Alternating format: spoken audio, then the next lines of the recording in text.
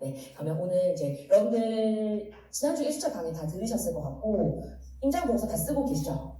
지금 다 얼굴이 좀 쾌하신 느낌이 좀 다크서클 좀 내려오시고 한 거 보니까 지금 임장보고서 때문에 막 머리를 뜯고 계신 이런 상황이실 것 같은데, 오늘은 아마 여러분들이 지난주 임장보고서 과제를 받고 일주일 동안 이제 혼자 열심히 해보신 것들을 실제 어떻게 해야 되는지 배우는 과정이라고 생각을 하시면 좋을 것 같아요. 그래서 사실 월부에서는 오늘 배우는 그러니까 실전 준비반에서 많은 분들이 또 2주차 강의를 도움을 되게 많이 받으신 것 같아요. 그래서 실제 월부에서 실전 준비반 강의를 들으신 분들이랑 듣지 않으신 분들의 가장 큰 차이점을 보면 이 임장보고서라든지 지역 분석하시는 거에 좀 기준이라든지 이런 것들이 확실히 좀 다르시더라고요. 그래서 여러분들이 실전 준비반 혹시 이번에 재수강하시는 분 있으신가요?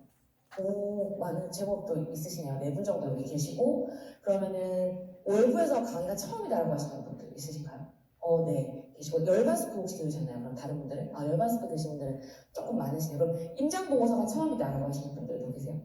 임장보고서 처음이신 분들도 계시고, 알겠습니다. 이제 여러분들의 수준을 파악했기 때문에 제가 거기 맞게 또 강의를 좀 해보도록 하겠습니다. 그래서 아마 각각 개개인마다 되게 다르실 거예요. 아마 한 번 써보신 분들은 조금 이제 여러분들이 이런 흐름이라는 걸 아시기 때문에 오늘 강의를 들으시면서 그럼 임장보고서 썼을 때 내가 실제 투자해서 활용하고 있는 부분과 그렇지 못한 부분이 뭔지를 잘 고민하면서 들으시면 좋을 것 같아요. 그리고 임장보고서를 처음 쓰신다라고 하시는 분들은 임장보고서라는 거는, 그리고 지역분석이라는 거는 이러한 순서대로 하는구나. 그래서 나도 이렇게 맞게 진행을 하고 한번 해봐야겠다. 그러니까 각자 목표가 다른 거죠. 여러분들 상황에 맞게. 그래서 그 목표를 잘 생각하시면서 들으시면 좋을 것 같습니다.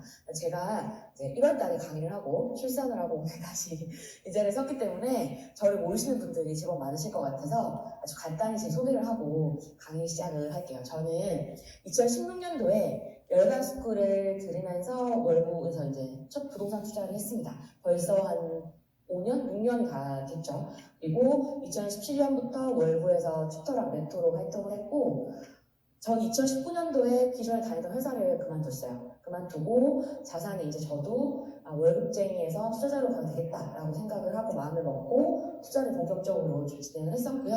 지금 전세금까지 다 합쳐서 총 자산은 한 이 정도 되는 것 같아요. 그리고 거래는 매매, 전세 이렇게 하면서 저도 계속 했기 때문에 사실 자산이 얼마 정도이다라는 거를 카운팅하는 건 이제는 의미 없는 시점이 된 것 같아요. 그리고 올해 제가 2월달에 출산을 하고 쌍둥이 엄마가 됐습니다. 그래서 쌍둥이는 귀엽죠. 벌써 8개월이 됐는데 이제 엄마로서 8개월 동안 열심히 저도 고군분투하면서 다시 이 자리에 설 수 있어서 너무 이제 감사합니다. 그래서 오늘 사실 제가 강의를 하는 목적은 제가 몇 년 동안 이 정도의 결과를 냈다 이런 걸 말씀드리는 자리가 아니고, 제가 투자하면서 해왔던 한 6년 동안의 것들을 여러분들이 한 1, 2년 정도 내에 하실 수 있도록 시행착오를 줄여드리는 게 가장 이 강의의 목적이에요. 그래서 여러분들이 실전 준비반 강의를 듣고 제가 했던 거, 저희 멘토들이 했던 것들을 한 번에 하실 수는 없거든요.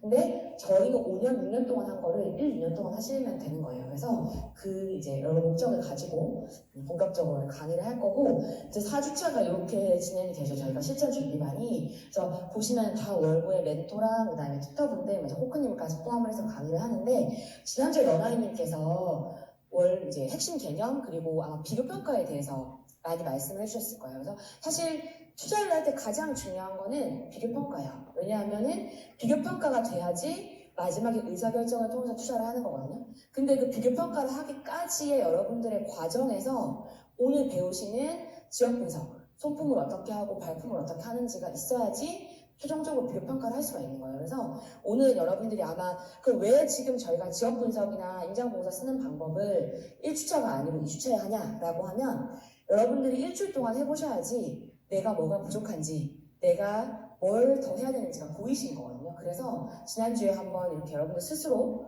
조금 해보시는 시간을 거치고 오늘 같이 하기 위해서 2주차에 지역분석이나 임장보고서 쓰는 방법을 배우실 거예요. 그리고 난 다음에 그러니까 오늘은 제일 중요한 거는 그 순서를 알고 여러분들이 내가 직접 자료를 찾고 그걸 투자에 어떻게 활용하는지를 배우실 거예요. 기본 개념을 다 배우시는 거예요. 그리고 난 다음에 다음 주에 이제 주우님이랑은 그거 여러분들이 소품 발품을 할 때 시간을 줄여주기 위해서 좀 스마트하게 활용할 수 있는 앱이나 사이트 같은 것들을 더 디테일하게 배우시는 거예요. 그리고 마지막 주에 코크님 강의를 통해서 1, 2, 3주차에 이런 것들을 통해서 어떻게 투자에 실제 적용하는지 배우는 과정이니까 다 연결이 돼 있다라고 보시면 됩니다.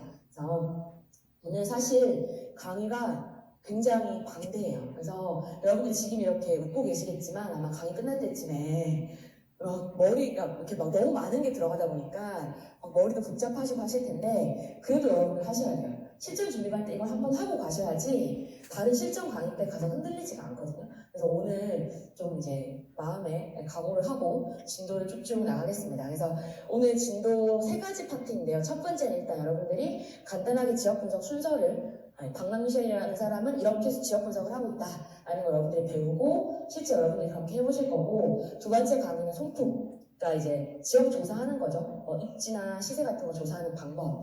마지막 3번째는 발품, 현장 가는 거예요. 그래서 실제 여러분들이 특히 발품 같은 경우는 실전반이나 뭐 월부학교나 지방투자반 같이 실전 강의 때 가시면 이제 같이 임장을 가거나 이런 경우들이 많으면서 더 디테일하게 배우실 수 있는 계기가 돼요. 그래도 지금 여러분들 실전 준비할 때 이 정도는 하고 가야 된다는 내용 다 포함을 했기 때문에 오늘 조금 이렇게 다 같이 순서대로 배워보도록 하겠습니다. 그래서 3가지 파트로 준비를 했고, 여러분들이 오늘 해야 되는 건 3가지예요. 딱 3가지만 해요. 그래서 첫 번째는 내가 어떤 정보를 봐야 되는지. 여러분들 막 월부 카페에 올라가 있는 임장 보고서 보면 이렇게 볼 때는 되게 좋죠. 이 지역 내가 마치 아는 것처럼. 근데 막상 딱 그 임장 보고서 그러니까 딱 끄고 나면 기억에 남는 게 없으시죠. 그러니까 여러분들이 스스로 내가 어떤 정보를 찾아야 되는지를 봐야지 그게 남는 거거든요. 그리고 두 번째로는 이제 찾아서 실제 해내는 거죠. 그래서 실제 하는 거. 3번째는 그 정보를 투자에 어떻게 활용할지. 여러분들이 정보를 확인하고 찾는 것까지는 배우면 하실 수가 있어요. 근데 실제 투자에 여러분들이 어떻게 연결시킬지까지가 실전 준비할 때 가장 중요한 거고, 근데 여러분들이 아까 제가 다 손들라고 했을 때 임장보고서 처음 쓴다라고 하신 분들 있죠. 처음 쓴다라고 하신 분들은 이 2번째까지만 하셔도 괜찮아요. 실전 준비할 때. 그러니까 뭐냐면 내가 어떤 정보를 찾고 그 정보를 어디서 찾는지까지, 정리하는지까지만 하셔도 되고, 실전 준비만 재수강하시거나 임장보고서 이번이 처음이 아니다 라고 하시면 3번째, 투자에 어떻게 연결하시는지까지 같이 보셔야 돼요. 그래서 개개인에 따라서 좀 목표는 다를 수 있다 라고 보시면 될 것 같습니다. 그러면 이제 첫 번째 순서 한번 들어가 보도록 하겠습니다. 지역 분석 그러니까 순서를 아는 게 첫 번째라고 말씀드렸죠. 일단 여러분들이랑 제가 이렇게 뭐 예전에 뒤풀이를 하거나 코칭을 하거나 하다 보면은 공통적으로 하시는 말씀들이 있어요. 뭐냐, 첫 번째, 사전조사를 배웠는데 뭔가 해야 될 것 같은데 시간이 너무 많이 걸린다는 거예요. 그러니까 이 소품만 하다가 임장을 못 가는 케이스가 너무 많으시고, 두 번째는 임장을 갔는데 보고서를 거기 넣기 위해서 사진을 찍고 있는 거예요. 그러니까 이 투자자가 아니라 사진 작가가 돼 있는 거죠. 어느 순간부터. 그리고 이제 3번째는 너나이님이 말하는 그 일강대 비교 분석이 중요한 건 알겠는데 도대체 이거 언제 잘할 수 있냐, 이제 이렇게 막 고민이 시작되기 시작을 하죠. 그리고 예전에는 이런 분도 되게 많으셨어요. 최근에는 많지 않으신 것 같은데 임장 보고서 꼭 써야 되냐, 이거 써야지 꼭 투자를 할 수 있냐, 이런 분들도 되게 많으셨거든요. 그래서 공통적으로 어쨌든 임장 보고서 쓰고 지역 분석하는 게 이제 쉽지가 않으시다는 거를 일주일 동안 해보시면서 여러분들이 또 많이 느끼셨을 거예요. 그래서 저희가 첫 번째 파트에서는 과연 왜 지역 분석을 해야 되고 왜 임장 보고서를 써야 되는지를 한번 같이 실제 예시를 통해서 한번 보도록 할게요. 여기 나와 있는 아파트는 왼쪽에 있는 건 인천의 계양구에 있는 태화한진이라는 아파트예요. 여러분들이 아파트를 잘 모르겠다 하시면 복습하실 때 찾아보셔야 돼요. 네이버 부동산이나 호갱노노에서 아파트 위치를 찾아보시고 복습을 하셔야 됩니다. 그리고 오른쪽에 있는 거는 수지구에 있는 보원 아파트예요. 아마 이제 임장 가셨던 분들은 위치를 아실 거고 잘 모르시는 분들은 꼭 찾아보세요. 보시고 그래야지 제가 말씀드리는 게 이해가 되겠죠. 그래서 이 두 아파트가 제가 왜 가져왔냐라고 하면 2016년 12월달, 제가 5년 전이죠. 5년, 그쵸? 투자를 한창 시작하던 그 시기에 이 두 아파트를 투자를 할 수 있는 상황이었었어요. 지금 이제 지나고 보니까. 그래서 두 아파트의 위치를 한번 볼게요. 왼쪽에 있던 계양구의 태화한진 아파트는 여기 빨간색으로 되어 있는 곳이고, 오른쪽에 아까 있던 보원 아파트는 여기 하늘색으로 된 곳이에요. 그래서 여러분들이 위치를 아실 수도 있지만 위치를 잘 모른다고 해도 딱 어디가 조금 더 입지가 좋아 보이세요? 그쵸? 여기 강남에서 가깝게 신분당선 갈 수 있는 수지구의 보원 아파트가 사실 입지가 더 좋아요. 그런데 2016년 12월 달에 보시면 가격이 거의 비슷했죠, 두 아파트가. 실제 투자를 할 수 있었던 상황을 보면 당시에 2천만 원, 3천만 원으로 투자가 가능했었어요. 이 아파트가 2016년 12월 달에. 지금 이 두 아파트의 결과를 놓고 보니까 태화한진 아파트는 한 1억 정도 올랐고 보원 아파트는 4억 정도 올랐어요. 사실 보원 아파트는 리모델링이나 이런 재건축 이슈가 있긴 하지만 그걸 제외하고 놓고 본다라고 해도 제 생각에는 5억 이상은 갈 수 있는 입지거든요. 그러니까 어쨌든 결과적으로는 태화한진 아파트보다 보원 아파트가 더 지역적으로 좋은 입지라는 거죠. 지금 5년이 지나고 보니까. 그런데 둘 중에 저는 이 인천에 있는 태화한진 아파트를 일단 투자를 했어요. 제가 2호기로 아마 투자를 했던 아파트였던 것 같아요. 투자를 했습니다. 그래서 지금 지나고 보면 더 좋은 물론 다 올랐지만 더 좋은 수익률을 낼 수 있는 기회가 있었음에도 그걸 놓쳤다는 게 보이시죠? 그래서 이제 그러면은 다음 아파트를 한번 볼게요. 다음 아파트는 왼쪽에 있는 건 부천에 있는 덕유마을 주공 4단지 아파트고 오른쪽에 있는 건 또 수지구에 있는 다른 수지 한성이라는 아파트예요. 그래서 이 아파트를 왜 가져왔냐라고 보면 2017년 12월 달에 제가 아까 2016년 12월 달에 태화한진 아파트 투자하고 1년 이후에 투자로 검토했던 아파트예요. 이 두 개 실제로. 그때 이거는 5억인가? 제가 그랬던 것 같아요. 이 두 아파트 비교했을 때. 그래서 놓고 보면 다 올랐어요. 두 아파트도. 근데 위치를 한번 다시 볼게요. 다 올랐지만 당시에는 굉장히 비슷한 매매가였죠. 2억 8천, 3억이었죠. 네. 근데 이 두 아파트가 결과만 놓고 봤을 때 당시에는 거의 투자금은 비슷했어요. 4,500만 원.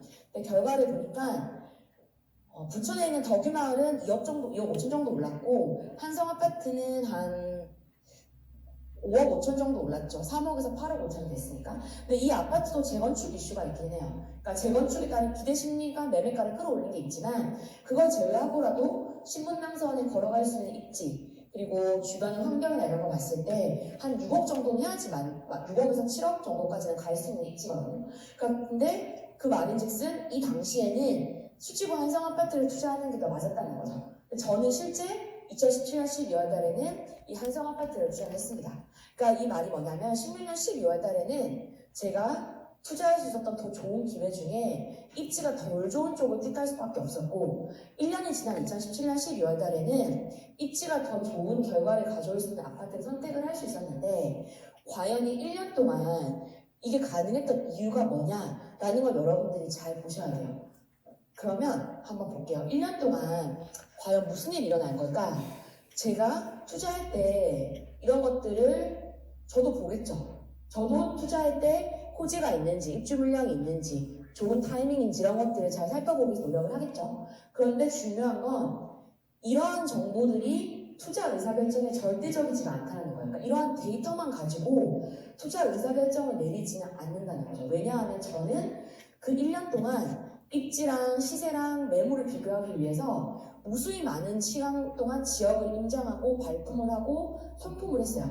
그래서 제가 2016년 12월부터 2017년 12월까지 실제 임장 보고서 썼던 게 10개 그리고 임장 갔던 거 매물 임장, 분위기 임장 포함해서 한 100건 정도 넘게 갔던 것 같아요. 가고 매물도 한 300개 이상 갔었거든요. 그러니까 1년 동안 제가 했던 가장 중요한 걸 돌이켜보니까 이 임장 보고서를 쓰면서 지역 분석을 하면서 무수히 갔던 그 발품, 무수히 했던 손품의 과정이 다른 투자의 결과를 만들었더라고요. 그래서 제가 말씀드리고 싶은 건 여러분들이 이 시행착오를 줄이기 위해서 지역 분석할 때 그 순서를 잘 알고 앞마당을 하나씩 6개월, 1년 동안 만들어가면 여러분도 모르는 사이에 실력이 쌓이면서 투자 의사결정이 더 좋은 쪽으로 갈 수밖에 없다는 거예요. 그러니까 저도 2016년, 17년도에 한창 투자를 배워갈 때 제가 이거를 알고 그렇게 했던 게 아니라 중요하다라는, 그러니까 입지 시세 매물 비교가 가장 중요합니다라는 걸 배웠겠죠, 저도. 그 배운 거를 하기 위해서 하나씩 해나가다 보니까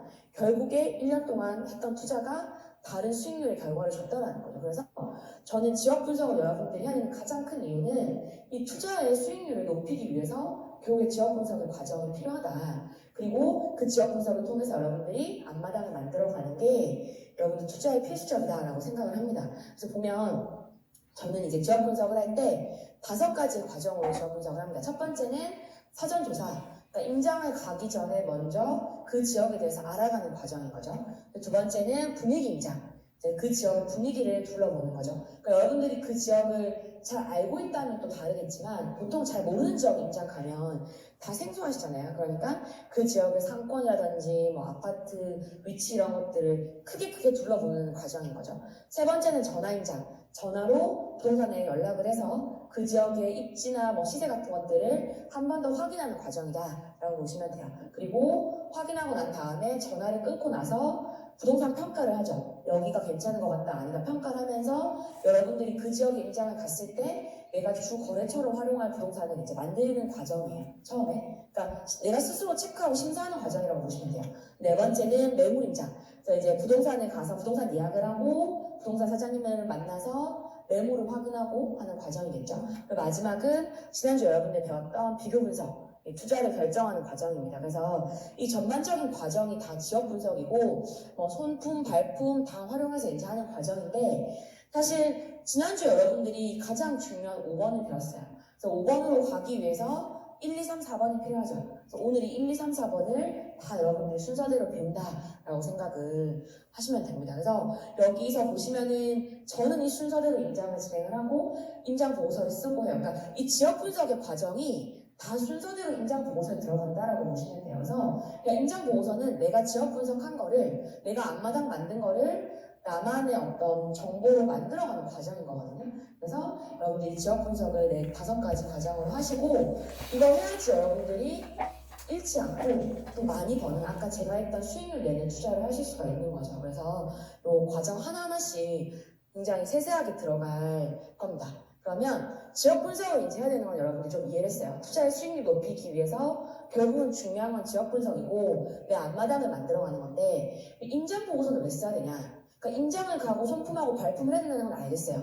근데 그걸 왜 꼭 보고서를 써야 되냐? 그냥 갔다 와서 그것만으로 내가 되지 않냐라고 물어보신다면 좀 이제 하나의 질문을 좀 던져볼게요.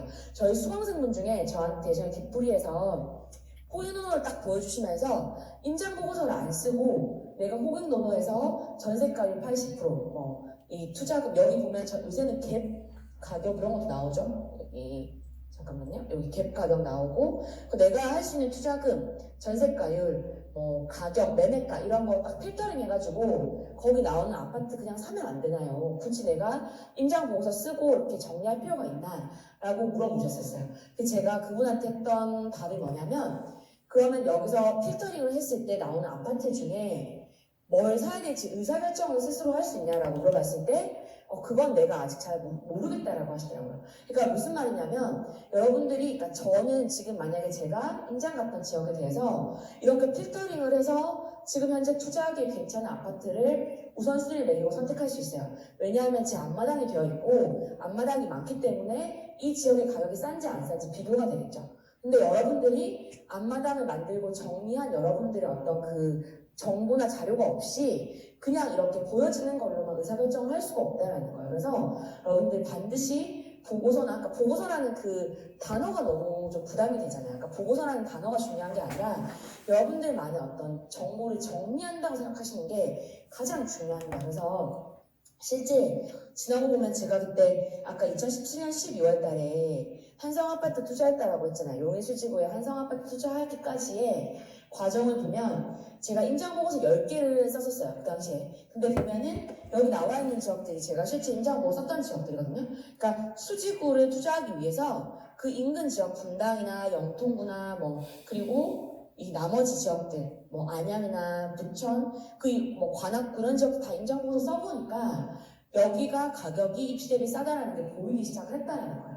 그리고 여기 나와 있는 파란색 지역들 같은 경우는 제가 비교 지역으로 또 동시에 임장 보고서 간단하게 썼던 지역들이거든요. 그래서 10개에서 15개 임장 보고서를 써보니 이 지역이 가격이 싸다라는 게 보이는 거죠. 그러니까 그냥 내가 임장 갔다 온다고 쌓이는 게 아니라 정리하면서 그 과정 안에서 여러분들이 지역 간의 비교가 되는 거예요. 그래서 여러분들 앞마당이 아니고 임장 보고서 정리를 안 하면 투자하기 좋은 시기에도 좋은 물건이 보이지가 않아요. 그래서 계속 여러분들만의 지역 분석을 차곡차곡 쌓아나가기 위해서 내가 보고서를 써야 된다라고 생각을 하시면 좋겠습니다. 그래서 임장 보고서를 쓸 때 여러분들이 뭐 이렇게 여러 가지 개념을 정리할 수 있겠지만 가장 중요한 건 이거예요. 입지, 시세, 매물, 그다음에 매물 비교, 투자 의사결정 이런 것들이 임장 보고서에 다 들어가 있어야 되거든요.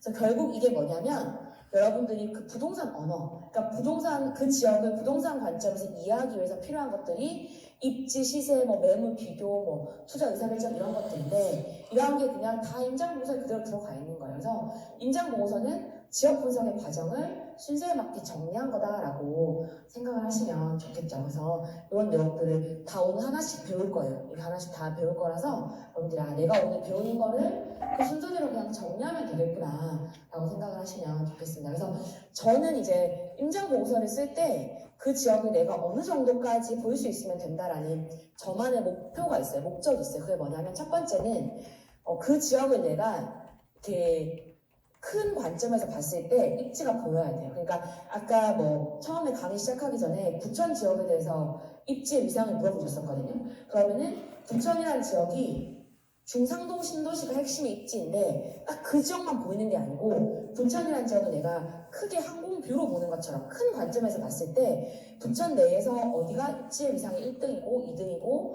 또 그 지역이 어떤 교통망이 있고 또 어떻게 어디가 학군이 좋고 또 가격은 크게 어느 정도 형성을 하고 있고 이게 딱 그 지역을 말했을 때 내 머릿속에 그려져야 돼요. 근데 이거는 여러분들이 손으로 정리하지 않으면 전체적인 관점에서 보이지가 않아요. 그냥 내가 발로 걸었던 내 눈앞에 있는 것밖에 안 보이거든요. 그래서 저는 일단 첫 번째 목적을 이렇게 보고 있어요. 이게 그러면은 부천 지역을 여러분들이 크게 보고 뭐 평촌 크게 보고 분당 크게 보고 다 모이면 결국 수도권이 다 크게 보이겠죠. 네. 그래서 그런 식으로 또 지방이 모이면 전국이 다 그렇게 보이겠죠. 그래서 그렇게 되기까지 저는 일단 목표를 삼았고 두 번째는 아까 포유노노 필터링에서 여러분들 임장 다녀온 지역은 나중에 시세 트래킹 같은 거 하실 때 이 지역이 최근에 조금 투자할 만한 곳이 있나? 이런 것들을 바로 호갱노노로 필터링해서 딱 봤을 때 지금 여기 좀 괜찮은 것 같다는 게 보여야 돼요. 보일 정도로 앞마당을 만들어야 되거든요. 그러니까 앞마당을 만든다는 게 그냥 내가 가서 발로 밟고 오고 손으로 한번 시세지도 그려보는 게 다가 아니에요. 그래서 이렇게 여러분들이 여러분들만의 목표를 한번 정해보세요. 저는 지금 이 두 가지를 정하고 지역을 보려고 하고 있습니다. 그래서 여러분들만의 목적도 잘 정하셔가지고 보시면 좋을 것 같습니다. 그래서 여러분들이 실제 해야 되는 거는 첫 번째는 손품이랑 발품의 순서를 아는 거고 두 번째는 단계별로 방법을 이제 아는 거 앞에 계속 강조드렸죠. 세 번째는 이제 투자에 유의미한 자료의 의미를 아는 거. 아까 강의의 목적 말씀드렸던 거랑 똑같아요. 그래서 이 세 가지를 오늘 하나씩 진행을 해보도록 하겠습니다. 그래서 앞에 제가 좀 뭐 한 30분 정도 시간을 투여해서 이 중요성을 계속 강조드리고 있는 이유는 이게 돼야지 여러분들이 이제 부동산 투자자로 넘어가는 거예요. 기존에는 여러분들이 부동산에 관심이 있는 사람에서 내가 투자자로 넘어가기 위해서 이 과정을 거쳐야 되는 거거든요. 그래서 이거를 여러분들이 투자를 위한 첫 번째 과정을 생각을 하시고 이제 한번 같이 보겠습니다. 그럼 이제 두 번째로 손품으로 좀 들어가 보도록 할게요. 손품은 사실 여러분들이 지금 손품을 하시기에 되게 좋은 시절이에요. 시절이라고 하니까 좀 이상하네요. 그러니까 제가 투자를 시작하던 시기에는 2016년 이때는 손품을 할 수 있을 만한 그런 사이트가 없었어요. 여러분들 지금 많이 보시는 뭐 호갱노노, 부동산 지인, 그다음에 아실 있죠. 아파트 실거래가 아실 뭐 이런 사이트가 다 없었어요. 그때는 그래서 그냥 볼 수 있는 게 KB 부동산, 네이버 부동산이 다였거든요. 그래서 다 통계청 들어가서 자료를 뽑아가지고 자료를 다 만들고 해야 되는 시절이었었어요. 그래서 그걸 만들면서 또 뭐 공부를 한 것도 있지만 지금은 여러분들이 제가 했던 것처럼 하실 필요는 없어요. 있는 자료는 있는 자료대로 활용을 하시고 없는 거는 또 이제 여러분들이 좀 확인을 하시되 그러니까 자료를 만드는 시간을 줄이는 대신에 투자에 어떻게 유의미하게 활용을 할지 그리고 한 번이라도 더 현장을 가는 게 사실 중요하긴 하거든요. 그래서 손품을 볼 때 중요한 건 뭐냐면 그 많은 방대한 자료와 사이트 중에서 내가 과연 집중해서 봐야 될 자료가 어떤 건지를 선택과 집중하는 게 중요한 시기인 것 같아요, 이제는. 그래서 여러분들이 오늘 이제 제가 보는 것들은 이 정도다. 나는 여기서 어떤 걸 봐야겠다라는 그 기준을 잘 잡고 가시는 게 되게 중요합니다. 첫 번째로 사전조사를 들어가 보도록 할게요. 이제 사전조사, 분위기 임장, 전화 임장, 매물 임장을 배울 건데 첫 번째 사전조사를 들어가는 거예요. 그래서 사전조사 할 때는 손품이죠. 말 그대로 손으로 정리하는 과정인데 크게 여러분들이 세 가지를 배웁니다. 첫 번째는 지역의 정보. 그러니까 여러분들이 그 지역에 대해서 최소한 내가 어떤 지역에 가는지 정보가 파악이 돼 있어야겠죠. 그러니까 여러분 예를 들어서 뭐 내가 분당이나 평촌을 임장하는데 그 지역의 입지랑 시세를 물론 보는 게 중요하지만 최소한 그 지역이 어떻게 생겼는지 어떤 사람들이 살고 있는지 정도는 알아야 되잖아요. 그래서 그런 것들을 미리 파악하는 게 첫 번째 과정이고 두 번째는 입지를 분석하는 거 그리고 세 번째는 시세를 분석하는 거예요. 사실은 입지랑 시세가 제일 중요해요. 그러니까 사전조사를 하는 이 소통을 하는 이유는 이 두 가지를 하기 위해서 하는 거거든요. 그러니까 여러분들이 부동산에서 가장 중요한 게 뭐냐라고 했을 때 그 지역의 입지랑 그 지역이 얼마인지 두 가지인 거죠. 근데 그 두 가지를 아는 게 제일 중요하지만 그 전에 그 지역을 조금 어떻게 생겼고 어떤 사람들이 살고 있는지 정도는 보고 넘어가자. 그리고 나서 가장 중요한 입지랑 시세를 본다면 이제 여러분들이 소품의 중요한 걸 다 보는 거예요. 그래서 여기 제가 지금 보는 것들을 다 적어놨는데 각각을 하나씩 더 깊이 있게 좀 들어가면서 보도록 하겠습니다. 그래서 여러분들이 지역을 이해하고 입지랑 시세를 파악하고 있으면 투자를 못할 지역이 없어요. 그래서 이제 여러분들이 제일 중요한 이 성품에서는 입지랑 시세 그리고 개발적으로 그 지역을 본다라는 걸 딱 알고 이걸 내가 어디까지 어떤 걸 봐야 될지 보시면 좋겠죠. 첫 번째는 성품에서 그러면은 지역의 정보를 한번 들어가 보도록 할게요. 지역의 정보를 본다라고 하면 사실 여기도 되게 많은 정보를 볼 수 있어요. 특히 이 임장보고서를 처음 쓰시는 분들의 공통된 특징이 뭐냐라고 하면 여기서 굉장히 많은 시간을 쓰세요. 그래서 특히 그 인구에서 굉장히 많은 시간을 쓰시고 자칫 그래서 임장 보고서가 인구 보고서로 되는 경우가 굉장히 많아요. 그래서 여러분들이 욕심을 너무 내시면 안 됩니다. 여기는 간단하게 볼 것만 딱 보고 넘어간다라고 생각을 하고 다음 진도로 넘어가셔야 돼요. 여기서 너무 많은 시간을 쓰시면 이제 중요한 거를 못 보게 되죠. 네, 그래서 여기서는 무엇을 볼 것인가라고 하면 저는 크게 5가지를 딱 봐요. 여기 과정에서 첫 번째 여러분들이 보는 거는 지역 모습. 이제 그 지역이 어떻게 생겼는지를 봐야겠죠. 지도를 통해서 그 지역의 위치나 그 지역이 어떤 기능과 역할을 하는지를 대략적으로 보는 거가 첫 번째고 두 번째는 그 지역, 그러니까 인구는 보기는 봐야 돼요. 그러니까 어떤 사람들이 사는지는 봐야죠. 근데 그 인구 중에서 꼭 봐야 되는 게 뭐냐라는 거는 이제 그 지역에 몇 명, 동별로 어디에 많은 사람들이 살고 있고 연령대가 어떤 곳에 젊은 사람들이 많이 살고 있고 애들이 많이 살고 있는지 그런 것들을 보는 거고 인구 이동 같은 경우는 이제 인접한 생활권의 영역까지를 파악하는 거예요. 그래서 하나하나씩 뒤에서 디테일하게 볼 거니까 여기 크게 말씀만 드릴게요. 거주민 소득은 그 지역 소득 수준을 통해서 얼마나 사람들이 좀 이제 고소득자들이 많이 몰려 있는지 그 정도의 입지인지 이런 것들을 보는 거고 마지막에 도시기본 계획은 말 그대로 이제 그 지역이 이런 형태로 개발되어 가겠다라는 정부의 계획을 보는 거죠. 그래서 이 5가지 여러분들이 보시면 그 지역에 대해서 기본적인 정보들을 많이 보실 수가 있어요. 그런데 여러분들이 처음에 임장보고 쓰시는 분들은 이것도 사실 좀 어려워하세요. 이거를 자료를 찾고 정리하는 것도 어려워하시거든요. 근데 한 번은 해보실 필요가 있다. 그래서 대신에 너무 많은 걸 하시지 말고 이 정도만 보시고 여기 나와 있는 사이트는 앞에 이제 제가 뒤에 말씀을 드릴 거예요. 이런 정보를 보세요라고. 근데 각각의 이제 각각의 정보를 여러분들이 찾을 수 있는 해당 사이트예요. 그래서 사이트 주소 넣어드렸고 월부에서 찾을 수 있는 이런 정보들도 같이 넣어드렸어요. 그래서 사실 월부가 지금 지역 분석을 본격적으로 한 지가 제가 투자를 처음 시작했던 한 6년 동안 월부 카페에 굉장히 많은 데이터가 모여졌어요. 그래서 여러분들이 찾고 싶은 키워드 같은 거 있으면 월부 카페에 검색을 하시면 찾기가 되게 쉬우실 거예요. 그래서 여기 나와 있는 사이트 월부 카페 이렇게 활용하셔가지고 쓰시면 좋을 것 같고 저는 그러면 그 정보를 찾아서 어떻게 투자에 유의미하게 해석할 수 있는지까지 좀 말씀을 드리겠습니다. 첫 번째로 지역의 모습 아까 5가지 이제 하나씩 들어가 보는 거예요. 저는 오늘 부천이라는 지역을 예시로 좀 가지고 왔어요. 여러분들이 보통 임장을 많이 가셨을 지역이고 또 앞으로 갈 지역이기 때문에 부천 신도시, 중동 신도시를 중심으로 하는 부천 신도시, 중동 신도시가 있는 부천 지역을 중심으로 지역을 어떻게 보는지 한번 예시로 설명을 드릴게요. 일단 지역 모습이 이렇게 부천 지도가 나와 있는데 이거는 보다 네이버 지도에서 보시는 게 좀 좋은 것 같아요. 다음 지도도 많이 보시긴 하고 여기 보면 이제 이 지역 부천 지역을 크게 지도로 가져온 거고 여기 잘 안 되네요. 네, 여기 1호선, 7호선 나와 있죠. 그리고 여기가 지금 제가 동그라미 하는 곳이 중동, 상동, 신도시가 있는 위치이죠. 그래서 지도로 보는 거예요. 지도로 보고 어디에 지하철역이 지나가고 어디가 이렇게 좀 촘촘하게 되어 있는지 이제 이런 것들 여러분들이 보시는 건데 중요한 거는 사실 여기서 여러분이 하나 더 보셔야 되는 거는 여기 보면 직접 편집도라고 하는 게 나와요. 직접 편집도라고 하는 게 나오는데 이걸 여러분들이 이렇게 딱 클릭하시면 색깔이 변하죠. 근데 이거를 좀 보실 필요가 있습니다. 왜냐하면 이 지도에서는 각 해당하는 지역의 기능을 잘 설명을 해주는 거예요. 그래서 여기 분홍색으로 되어 있는 곳은 상업지역이에요. 그러니까 상업지역이라고 하면 상권 아니면 그냥 이렇게 회사 같은 그런 빌딩들이 많이 모여있는 업무지구가 될 수 있겠죠. 그리고 여기 파란색으로 되어 있는 건 공업지구예요. 그래서 공장, 공단 이런 곳들이 많이 모여있는 곳이 파란색이고 그 다음에 여기 노란색으로 되어 있는 곳들은 다 거주지역이에요. 그래서 노란색으로 되어 있는 곳 중에서 이렇게 네모가 크게 블럭이 되어 있는 게 보이시죠?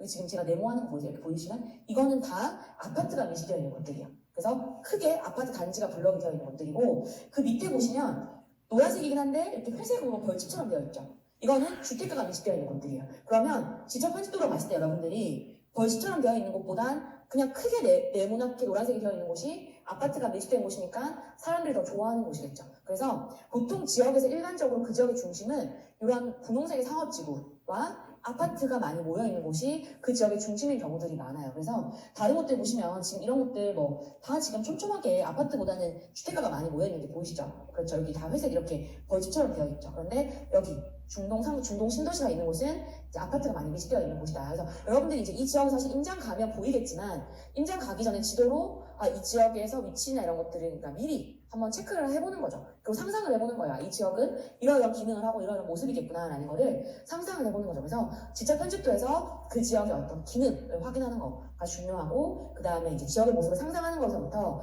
임장이 시작이 되는 거예요. 그래서 여러분들이 투자를 한다라고 하면 지도를 항상 가까이 하셔야 돼요. 그래서 어떤 새로운 지역을 내가 간다라고 하면 가장 먼저 해야 되는 거는 지도를 펼쳐서 그 지역의 위치를 확대도 해보고 다시 그 다음에 줄여도 보고 좀 이렇게 그 지역에 하나하나씩 다 클릭해보고 항공표로도 보고 이렇게 지도를 가지고 이제 그 지역에 대한 궁금증을 스스로 가져가 보는 게 첫 번째이고 그 다음에 저는 요새 이제 추가적으로 제 개인적으로 또 하는 것 중에 하나는 그 지역이 일반적으로 택지로 구성되어 있는 곳들이 있죠. 그래서 그 택지가 어떻게 개발되었는지를 좀 파악을 하는 편이에요. 왜냐하면 어쨌든 택지라고 하는 건 사람들이 모여 사는 곳이죠. 그 지역에서. 그럼 내가 택지에 대해서 어떻게 그 지역의 택지들이 발전되어 왔고 어디가 더 최근에 많이 생겼는지를 알게 되면 그 지역의 거주 수요가 어떻게 움직였는지 그리고 그 수요에 따라서 아파트 연식이 다 바뀔 거고 가격이 실제 그렇게 형성되어 있는지 이런 것들을 뒤에 다 입지나 시세에서 연결을 할 수가 있거든요. 그래서 그 지역을 볼 때 저는 요새 이렇게 연식에 따라서 택지를 구분을 해보는 편입니다. 그래서 이 부천을 예로 들어서 보면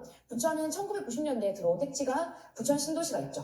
그리고 그 다음에 2000년대에 들어온 곳이 상동 택지가 있어요. 바로 붙어서. 그리고 세 번째로는 2010년도에 들어온 곳이 코끼리 지구가 있죠.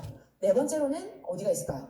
앞으로 들어올 예정인 3기 신도시가 이렇게 되어 있죠. 택지로 위치가 되어 있죠. 그래서 여러분들이 이 부천이란 지역을 이거는 사실 이제 여러분들이 지역의 정보가 그러니까 네이버 지식백과나 이런 데서 이제 그 지역의 역사나 이런 것들 보면 택지 같은 게 언제 만들어졌고 이런 것도 아마 보이실 수가 있거든요. 그러니까 저는 이제 사실 임장을 갔다 왔기 때문에 이걸 전체적으로 아는 거고 내가 처음 가는 지역은 이런 것도 생소하잖아요. 그러면 여러분들이 검색을 해서 좀 찾아보는 거예요. 부천 택지라든지 아니면은 사실 아니면 아까 지식백과 아니면 그 지역의 도시기본계 같은 것도 보면 이런 것들이 좀 나와 있거든요. 그래서 그런 정보들을 좀 찾으셔가지고 이렇게 표시를 해주시면 이 지역의 중심지가 이렇게 1, 2, 3, 4번 순서대로 아파트의 신축에 따른 연식이 될 거고 그러면은 이게 아파트의 각각의 지역이 어떻게 가격을 형성하고 있는지 내가 확인을 해봐야겠다라는 게 머릿속에 생기는 거죠. 그래서 그 지역은 크게 그리고 이 지역이 사람들이 많이 모여있는 곳이 이런 곳들이겠구나 라는 것들이 이제 보이시는 거죠. 그래서 택지 개발의 순서를 여러분들이 알면 그 지역의 중심지가 어디인지를 이제 볼 수가 있죠. 근데 그러면은 사실 오키지구를 우리가 신축 아파트가 있는 곳이지만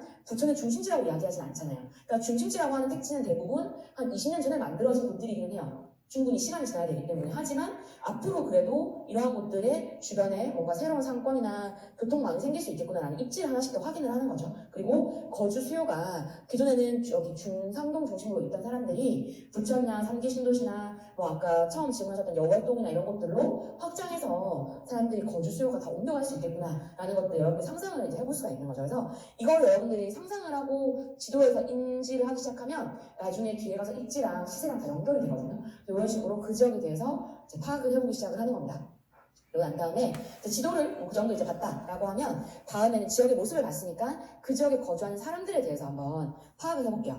그 지역에 거주하는 사람들을 본다라고 하면 가장 중요한 건 일단 인구수, 세대수예요. 그래서 사실 이거는 제가 그래프를 그린 거긴 한데 여러분들이 통계청 가거나 아니면 그 부천시 시청 홈페이지 들어가면 정보를 파악을 할 수가 있어요. 아니면은 요새 뭐 부동산 지인 같은 데 들어가면 해당하는 지역 인구수 같은 거 볼 수 있죠. 그래서 그런 것들 여러분들이 사이트에서 활용하실 수 있으니까 활용하시면서 보시면 될 것 같고, 여기서 볼 수 있는 이제 유의미한 게 뭐냐라고 하면 여기 남색으로 되어 있는 게 인구수예요. 그리고 여기 약간 빨간색 되어 있는 게 세대수고, 인구수랑 세대수와 그리고 이 회색은 뭐냐면 세대당 인구수예요. 그래서 여러분들이 보시기에 가장 많은 인구수가 있는 곳이 어딘지 첫 번째 보셔야 돼요. 보면은 신중동, 범안동, 부천동, 상동 이런 것들이 좀 인구가 많죠. 그래서 이런 것들이 어느 곳이냐라고 하면 신중동, 여기 중동 신도시, 여기 나와 있는 동들은 이 법정동이나 이런 것들이기 때문에 실제 지도에서 여기가 어딘지를 아까 매칭을 해보시면 좋겠죠. 중동 신도시에 가장 많은 사람들이 살고 있고, 그 다음에 옥길지구가 2등으로 올라왔죠. 그래서 여러분들이 아까 앞에 지도에서 옥길지구 위치를 갖고 옥길지구가 실내에 만들어서 택지라는 걸 봤기 때문에 여기에 많은 거주 수요가 있다는 게 이제 이해가 되기 시작을 하죠. 그리고 부천동 있고, 이거는 좀 이제 구도심인 거고, 상동이 상동 택지인 거예요. 그래서 이런 부분들에 결국은 아까 앞에 봤던 택지 중심으로 되어 있는 곳들에 사람들이 많이 모여 살겠구나. 거주 수요는 그 지역의 택지, 아파트 밀집 지역으로 많이 몰릴 수밖에 없고, 이 뒤로 가면서 있는 곳들은 구도심이나 아니면 그냥 주택가가 모여 있는 곳들이겠구나라는 거를 연결해서 보실 수가 있는 게 첫 번째고, 그 다음에 두 번째로 보셔야 되는 게 뭐냐면 여기 회색이 나와 있는 세대당 인구수를 보셨을 때 부천의 평균적인 세대당 인구수가 2.38이에요. 그러니까 이게 뭐냐면 한 세대당 거주하는 인구수의 평균이 2.38이라는 거예요. 그러니까 뭐 2.38 소수점 이런 거를 제외하고 이 숫자가 높을수록 어떤 의미일까요? 한 세대에 거주하는 인구가 많다는 거겠죠. 그러면 이 숫자가 부천의 평균보다 높은 곳들이 어디죠? 이 회색 숫자가 부천의 평균이라고 할 수 있는 2.38보다 높은 곳들이 어디예요? 신중동, 그 다음에 그러니까 중동 신도시, 그 다음에 옥길지구, 그 다음에 상동 택지, 딱 세 곳이죠.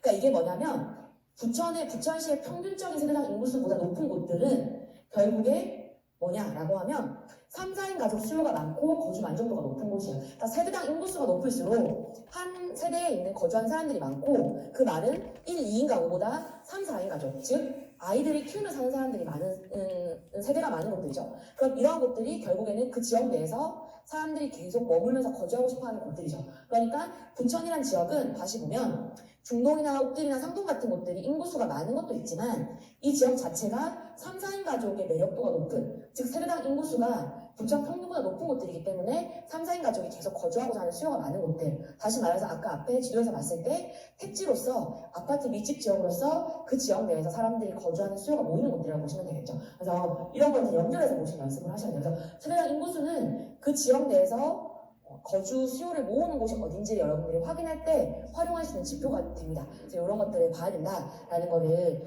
아시면 좋겠죠. 그래서 그렇게 이제 동달 인구를 통해서 봤고, 두 번째로 보셔야 되는 건 각각의 동에서 연령대별로 얼마나 많은 사람들의 비중이 있는가를 보셔야 돼요. 여기는 이것도 여러분들이 자료는 부동산 지인, 통계청 다 확인하실 수가 있어요. 그래서 이제 찾는 방법은 다음 주에 주인님 강의나 아니면 웹 카페에서 여러분들이 한 번 더 검색해서 보시면 좋을 것 같아요. 그래서 여기서 보면 저는 어떻게 해석하는지를 좀 더 볼게요. 여기 아까 신중동, 범안동, 부천동, 상동 중심으로 나와 있는데, 여러분들 첫 번째 보셔야 되는 건 뭐냐라고 하면 3, 4, 50대죠. 3, 4, 50대가 그 지역에서 돈을 버는 사람들이죠.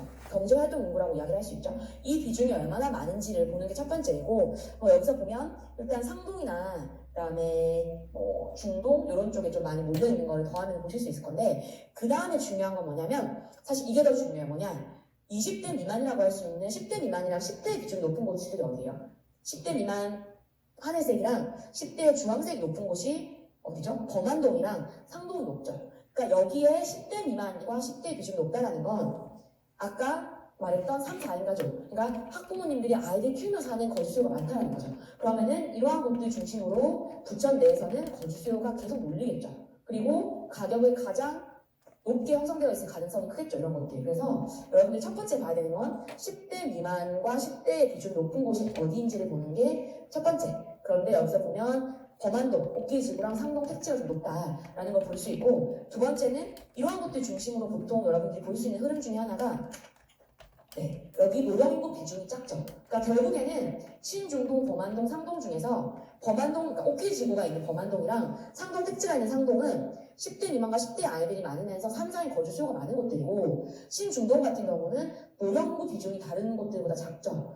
그죠? 그러면 이런 곳들은 경제활동 인구 20대를 포함해서 돈 버는 사람들이 많이 출퇴근하면서 모여있는 곳들이다. 그러니까 신중동, 범안동, 상동이 아까 많은 사람들이 모여있는 거주지가 있는 곳들이지만 그 안에서는 특징이 조금은 다른 거죠. 그래서 아이를 키우는 수요는 옥계지구나 상동으로 많이 모일 거고 내가 1인 가구나 신혼부부 같은 분들은 신중동으로 조금 더 많이 모이겠구나라는 것을 여러분들 여기서 좀 파악을 할 수가 있는 거예요. 그리고 나머지 구도심 같은 경우는 아이들 비중을 작고 노령, 그러니까 나이 드신 분들이 좀 많은 이런 특징이 공통적으로 있구나 정도만 보시면 되는 거예요. 그래서 모든 동을 다 파악하실 필요가 없고 아까 앞에 봤던 세대당 인구수가 높았던 이 지역의 대표적인 지역들의 특징만 보시면 됩니다. 여기서. 그리고 나머지 지역들은 크게 묶어서 구도심이다라는 정도만 파악을 하시면 되는데 그 다음 중요한 게 뭐냐라고 하면 부천만 보면 그런데 부천을 다른 경기도의 지역들이랑 같이 비교를 하셔서 보셔야 돼요. 왜냐하면 여러분들이 투자할 곳은 부천 내에 1등을 뽑는